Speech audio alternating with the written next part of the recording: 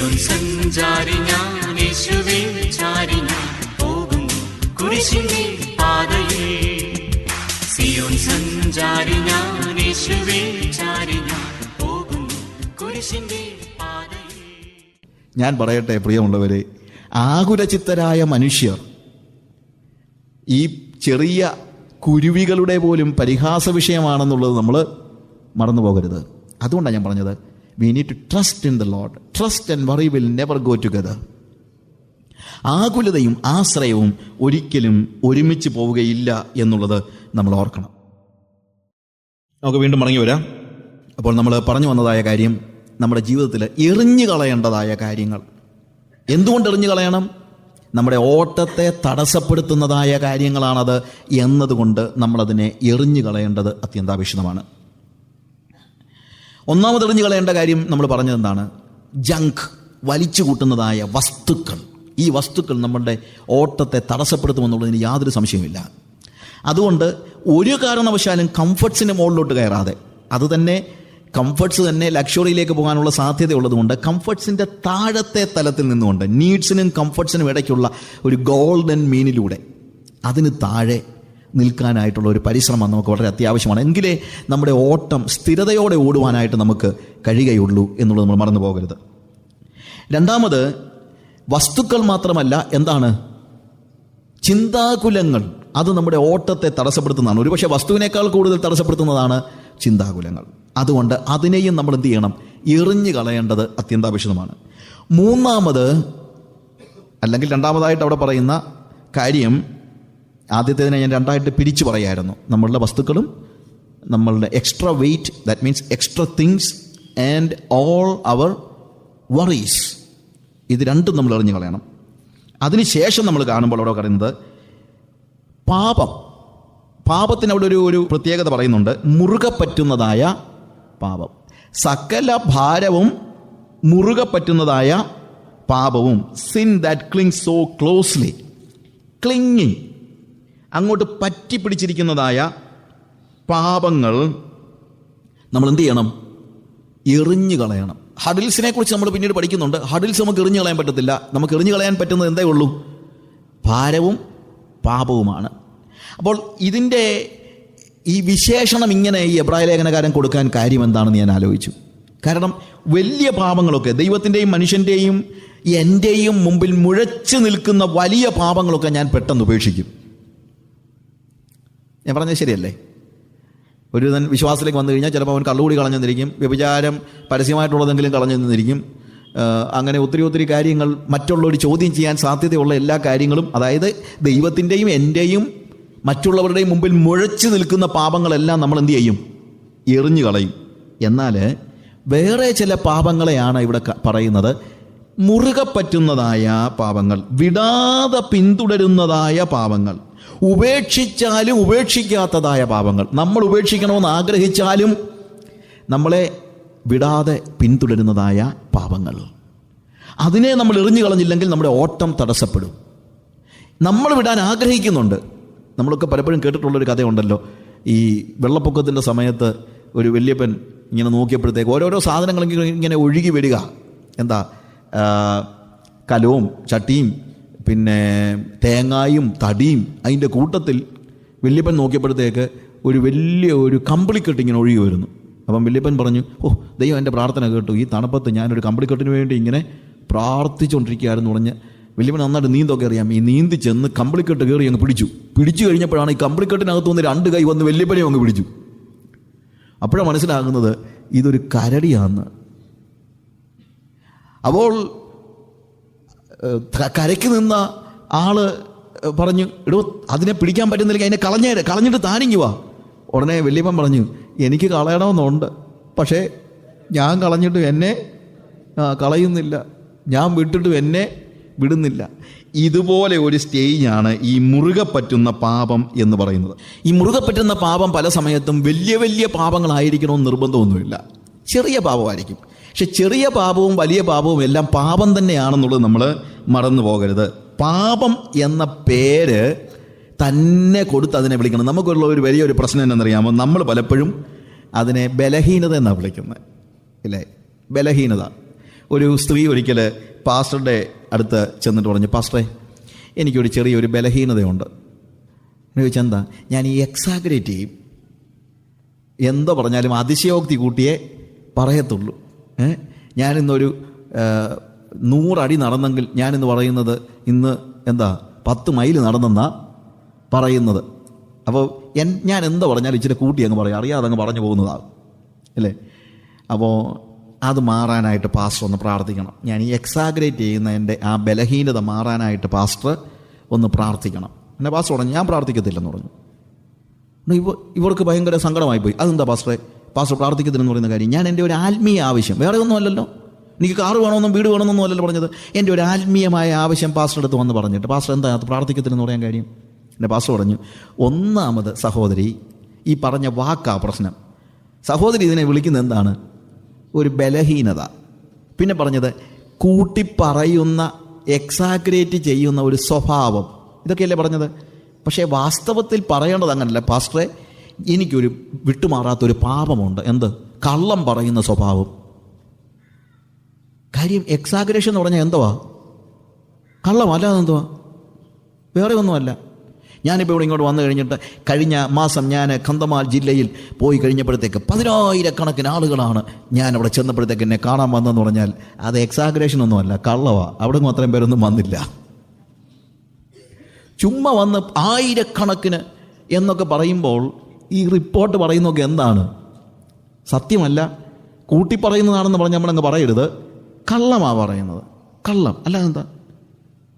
റാന്നിയിൽ ഒരു മീറ്റിംഗ് നടന്നതിനെക്കുറിച്ച് ഒരു foreign മാഗസിനിൽ report വന്നപ്പോഴത്തേക്ക് 60,000 പേര് അവിടെ പങ്കെടുത്തെന്നും പറഞ്ഞുകൊണ്ട് ഒരു റിപ്പോർട്ട് വന്നു. അപ്പോൾ ഞാൻ അവരോട് എഴുതി ചോദിച്ചു, എനിക്കറിയാവുന്ന ആളുകളാണ്, റാന്നിയിൽ 60,000 പേര് വരണമെങ്കിൽ അന്ന് അവിടെ സിനിമാ കോട്ടയിൽ സിനിമ ഓടാൻ പാടില്ല. കാര്യം അത്രയും പോപ്പുലേഷൻ പോലും അവിടെ ഇല്ലല്ലോ.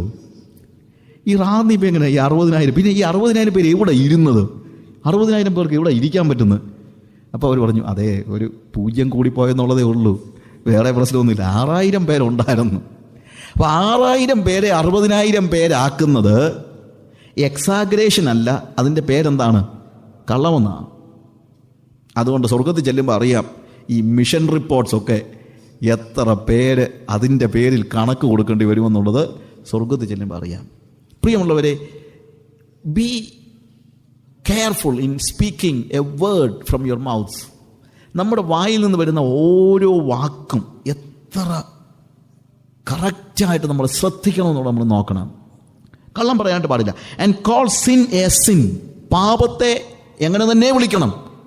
പാപമെന്ന് വിളിക്കണം. പാപത്തെ ഒരിക്കലും ബലഹീനത എന്ന് വിളിക്കരുത്. അങ്ങനെ ബലഹീനത എന്ന് വിളിച്ചാൽ നമ്മൾ നാട്ടിൽ പറയുമല്ലോ, ഈ പൂച്ച ഓടിക്കാൻ അയല കൊണ്ടടിച്ചാൽ പൂച്ച പോകത്തില്ലെന്ന് പറയൂല്ലേ. ഇപ്പം നമ്മളിപ്പോൾ മീൻ വെട്ടാൻ വരുമ്പോഴത്തേക്ക് പൂച്ച അടുത്ത് വന്നിരിക്കുക, അതിനെ ഓടിക്കാൻ വേണ്ടി വെട്ടിക്കൊണ്ടിരിക്കുന്ന മീൻ എടുത്തിട്ട് പോ പൂച്ച എന്ന് പറഞ്ഞുകൊണ്ട് അതും കൊണ്ട് അടിച്ചു കഴിഞ്ഞാൽ ഉടനെ പൂച്ച എന്തോ ഓടിപ്പോകുമോ? ഇല്ല. എന്നതുപോലെ ഇതിനെ നമ്മൾ പാപമെന്ന് വിളിക്കേണ്ടതിന് പകരം വേറെ എന്തെങ്കിലും പേരിട്ട് വിളിച്ചാൽ ഇതിൽ നിന്ന് നമുക്കൊരിക്കലും ഒരു വിമോചനം കിട്ടത്തില്ല എന്നുള്ളത് നമ്മൾ ഓർക്കണം. അതുകൊണ്ടാണ് മുറുകെ പറ്റുന്ന പാപം അതിനെന്ത് ചെയ്യണം? എറിഞ്ഞു കളവിൻ. ലേ അസൈഡ് ഓൾ വെയ്റ്റ്. ഒന്നാമത്തെ നമ്മൾ മനസ്സിലാക്കണം, അതൊരു ആക്സിഡൻ്റല്ല. ഈ പാപത്തിൻ്റെ പ്രശ്നം ആക്സിഡൻ്റലായിട്ട് പറ്റുന്നതല്ല. ചിലപ്പം പല പാപങ്ങളും നമുക്ക് പറ്റുന്നതിനെന്നറിയാമോ? നമുക്ക് ചെയ്യണമെന്ന് ആഗ്രഹമൊന്നുമല്ല, അത് നമ്മുടെ സ്വഭാവത്തിൻ്റെ ഭാഗമൊന്നുമല്ല. ചിലപ്പോൾ നമ്മൾ പാപത്തിൽ വീണ് പോകുന്ന ഒരു സ്റ്റേജുണ്ട്. പക്ഷേ ഈ മുറുകെ പറ്റുന്ന പാപത്തിൻ്റെ പ്രത്യേകത അതങ്ങനെ ഒരു പാപത്തിൽ അറിയാതെ വീണ് പോകുന്നതല്ല, അത് നമ്മുടെ ഹാബിറ്റാണ്, അത് നമ്മുടെ സ്വഭാവമാണ്. അതുകൊണ്ട് അതിനെക്കുറിച്ച് നമ്മൾ കൂടുതൽ അലേർട്ടായിരിക്കണം. കൂടുതൽ വലിയ പാപത്തേക്കാൾ കൂടുതൽ നമ്മൾ ശ്രദ്ധിക്കേണ്ടത് ചെറിയ പാപങ്ങളാണ്. കാര്യം അത് നമ്മളെ വീഴ്ത്താനുള്ള സാധ്യത വളരെ കൂടുതലാണെന്നുള്ളത് നമ്മൾ ആലോചിക്കണം. പലപ്പോഴും വലിയ പാപങ്ങളെ ഒഴിഞ്ഞു മാറാനായിട്ട് നമുക്ക് കഴിഞ്ഞെന്നിരിക്കും. ചെറിയ പാപങ്ങളെ നമ്മളതിനെ പാപമായിട്ട് പോലും കണക്കാക്കാത്തത് കൊണ്ട് നമ്മുടെ ഓട്ടത്തെ തടസ്സപ്പെടുത്തുന്ന ചെറിയ പാപങ്ങൾ. ഒരു ചെറിയ ഞാൻ ഓടിക്കൊണ്ടിരിക്കുമ്പോൾ ഒരു ചെറിയ കൊച്ചെൻ്റെ കാലേ കയറി പിടിച്ചു കഴിഞ്ഞാൽ, കൊച്ചല്ലേ അത് സാരമില്ലാന്ന് പറഞ്ഞിട്ട് കാര്യമുണ്ടോ? വലിയ ആൾ കയറി പിടിച്ചാലും കൊച്ചാൾ കയറി പിടിച്ചാലും എൻ്റെ ഓട്ടത്തെ അതെന്ത് ചെയ്യുന്നുണ്ട്?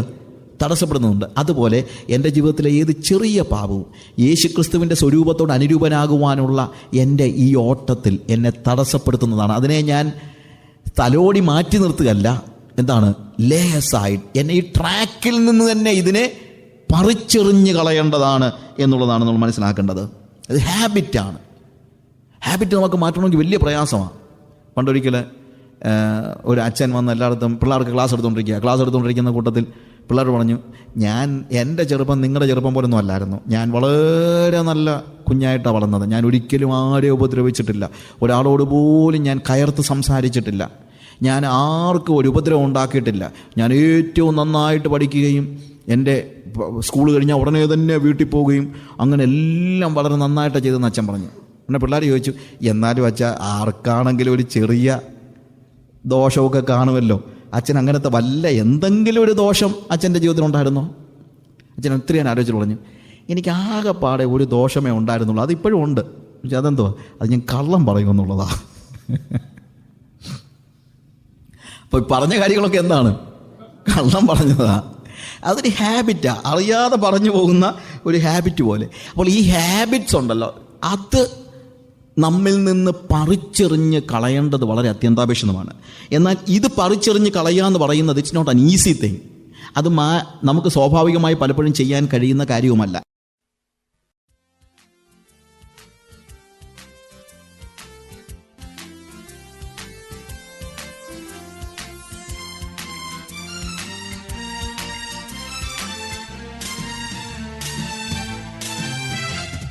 സിയോൻ സഞ്ചാരി ഞാൻ, യേശുവിൽ ചാരി ഞാൻ പോകുന്നു കുരിശിന്റെ പാതയിൽ. സിയോൻ സഞ്ചാരി ഞാൻ, യേശുവിൽ ചാരി ഞാൻ പോകുന്നു കുരിശിന്റെ പാതയിൽ.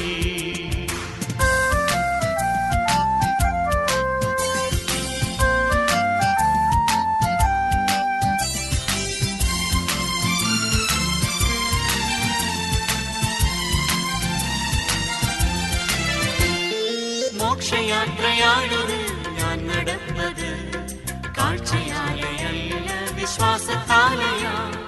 മോക്ഷയാത്രയാണത് ഞാൻ നടന്നത്, കാഴ്ചയാലയല്ല വിശ്വാസത്താലയാ. വീഴ്ചകൾ താഴ്ചകൾ വന്നിടും വേളയിൽ രക്ഷകൻ കൈകൾ താങ്ങിടും. വീഴ്ചകൾ താഴ്ചകൾ വന്നിടും വേളയിൽ രക്ഷകൻ കൈകൾ താങ്ങിടും. സിയോൻ സഞ്ചാരി ഞാൻ, യേശുവിൽ ചാരി ഞാൻ പോകുന്നു കുരിശിന്റെ പാതയിൽ.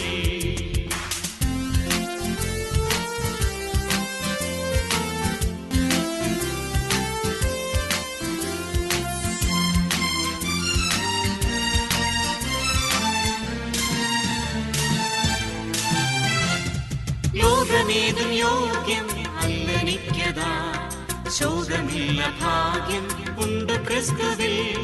ലോകമേതും യോഗ്യം അല്ലനിക്കതാ, ശോകമില്ല ഭാഗ്യം ഉണ്ട് ക്രിസ്തുവിൽ. നാഥനും മുൾമുടി നൽകിയ ലോകമേ നീ തരും പേരിന് എന്തിനാ. നാഥനും മുൾമുടി നൽകിയ ലോകമേ നീ തരും പേരിന് എന്തിനാ. സിയോൻ സഞ്ചാരി ഞാൻ, യേശുവിൽ ചാരി ഞാൻ പോകുന്നു കുരിശിന്റെ പാതയിൽ.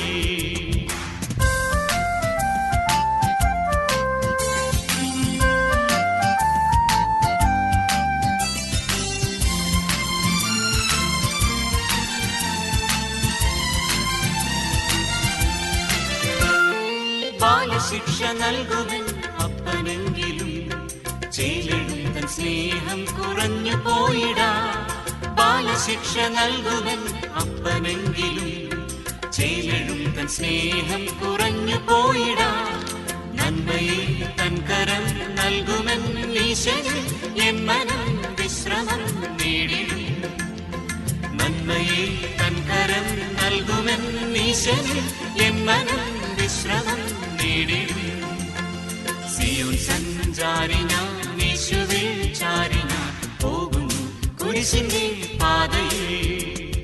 സിയോൻ സഞ്ചാരി ഞാൻ, യേശുവിൽ ചാരി ഞാൻ പോകുന്നു കുരിശിന്റെ പാതയിൽ.